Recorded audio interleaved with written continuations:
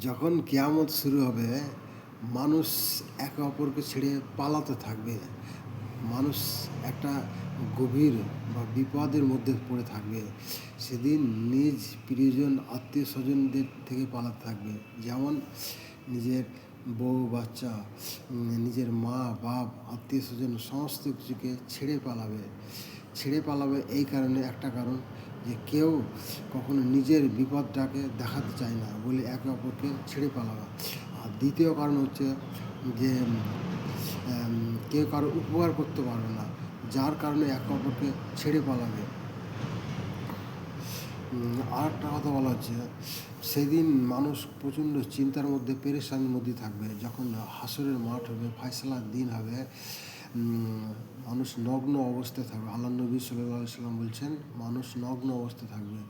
তারপর হযরত আয়েশা রাদিয়াল্লাহু আনহা বলছেন যে হুজুর, তাহলে মানুষের কি দৃষ্টিটা যে গুপ্ত অঙ্গের দিকে যাবে? তখন আল্লাহ নবী সাল্লাল্লাহু আলাইহি ওয়াসাল্লাম একটা আয়াত পাঠ করছেন। আয়াত পাঠ করে বলছে, মানুষ সেই দিন এতটা পেরেশানির মধ্যে থাকবে, এতটা চিন্তিত থাকবে যে কেউ কারোর দিকে দেখার ফুরসত হবে না সেদিন। আল্লাহ পাক রব্বুল আলামিন এইগুলো থেকে আমাদের মনের মধ্যে একটা সৎ ঈমান দেন, আল্লাহ তওফিক দান করেন। আমিন।